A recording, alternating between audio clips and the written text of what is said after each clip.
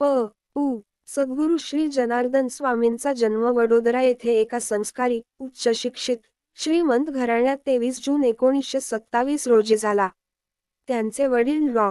Shankarrao M. बी. BS. हे लुणावाडा, गुजरात संस्थानात वैद्यकीय अधिकारी होते. त्यांचे आजोबाही तेथेच डॉक्टर होते. परंतु पुढे डॉ. शंकररावांच्या कारकिर्दीत संस्थानच्या ब्रिटिश अधिकाऱ्याबरोबर तीव्र मतभेद झाल्यामुळे त्यांनी लवकरच नोकरीतून स्वेच्छानिवृत्ती घेतली व वडोदराच्या स्वतःच्या घरी राहू लागले. करड्या स्वभावाचे त्यांचे व्यक्तिमत्व होते. थिऑसॉफी व मेसनरी विषयामध्ये त्यांना खूप गती होती व ते सिद्ध पुरुषच होते. परंतु काही प्रयोगात झालेल्या अतीव ताणामुळे त्यांच्या मेंदूवर परिणाम झाला व नोकरी सोडल्यामुळे आर्थिक परिस्थिती भक्कम असूनही हळूहळू ताण येऊ लागला. तरी जनार्दन स्वामींच्या लहानपणीचा काळ ऐश्वर्यातच गेला. सांभाळ करायला अनेक गडी माणसे होती.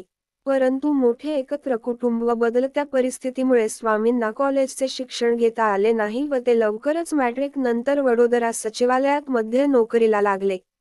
योग, कर्म सुकौशलम या सूत्राप्रमाणे व त्यांच्या अंगभूत हुशारी व काम पार पडण्याच्या हातोटीमुळे त्यांनी वयाच्या 49व्या वर्षी ज्यावेळी स्वेच्छानिवृत्ती घेतली त्यावेळी ते मॅजिस्ट्रेटच्या हुद्द्यावर होते.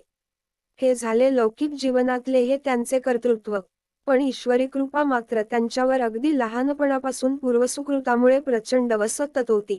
अगदी वयाच्या 4थ्या वर्षी सूक्ष्मरूपाने गरुड पक्षी पाठीवर बसवून तीर्थयात्रा व मंदिरातील दर्शने घडवित होता. येणारे भक्तांचे अंतरंग कसे आहे व ते कसे ओळखावे हे शिकवित होता आणि विष्णुरूप घेऊन स्नान संध्या करून पुन्हा गरुड रूपाने घरी पोचवित होता. नंतर वयाच्या 14व्या वर्षी अगदी ध्यानी मनी नसताना महाकालीची कृपा झाली. तिच्या अक्राळविक्राळ रूपातून एक पडती प्रगट होऊन ज्योतिरूपाने स्वामींशी संभाषण करू लागली व स्वामींच्या शरीरात प्रवेश करण्याची परवानगी मागू लागली. शरीरात प्रवेश करण्यास स्वामींनी नकार दिला. तेव्हा तिने स्वामींच्या इच्छेने भोवती 3 प्रदक्षिणा घातल्या. तेव्हा त्याचा परिणाम असा झाला की अंतःकरण चतुष्टयाचा लय होऊन 13 तास समाधीत स्वामींना बसविले. देहभान पूर्ण हरपून गेले. 3ऱ्या मजल्यावर पद्मासन घातलेल्या स्थितीत काष्ठवत बसल्यामुळे सर्वांनी शोध घेतल्यावरच स्वामी सापडले. पुढे आपल्या थोरल्या बहिणीकडे मणिनगरला गेलेवेळी ताईंचे पती श्री मोघे यांनी त्यांच्या स्वामींच्या विचित्र अवस्था बदल व्हावा या हेतूने अहमदाबाद जवळील सारंगपूरला उ. माताजी अम्मुमय्यांकडे पाठवून दिले. तिथे गेल्यावर माताजींमध्ये त्यांना भुवनेश्वरी देवीचे दर्शन झाले. माताजींनी त्यांच्यावर कृपा करून परत पाठविले. उ. टेंबेस्वामींच्या कृपेमुळेच तिलकवाड्याहून बडोद्याला आई रक्तदाबाने आजारी असताना आश्चर्यकारक रीतीने घरी पोचले व आईला दिलेले वचन पाळले. स्वामींच्या आयुष्यातील साधकावस्थेतील महत्त्वाचा टप्पा म्हणजे 1975 साली त्यांच्या सासूबाईंबरोबर असताना घडून आलेली उ. नाना महाराज तराणेकरांची भेट. सासूबाई त्यांच्या शिष्या होत्या. त्या भेटीत स्वामी नानांना म्हणाले, गेल्या 35 वर्षापासून हे सर्व देव माझा सतत पिच्छा पुरवत आहेत. मला त्यांचा कंटाळा आला आहे.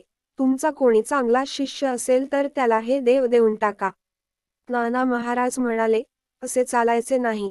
देवांना तुझ्याजवळच राहायचे आहे व तुझ्याकडून पुष्कळ कार्य करवून घ्यायचे आहे. त्या भेटीत त्यांच्याकडून मिळालेल्या शक्तिपात दीक्षेमुळे अष्टसात्विक भाव जागृत झाले व तीव्र क्रिया पण झाल्या व शांत होण्यासाठी 2 तास लागले. स्वामींच्या मध्ये आमूलाग्र बदल घडून आले. नानांनी तेव्हाच सांगितले होते की पुढील काळात अक्कलकोट स्वामी समर्थ व दत्तप्रभू यांची पण कृपा होणार आहे. पुढील भागात लाईक करा, सबस्क्राईब करा.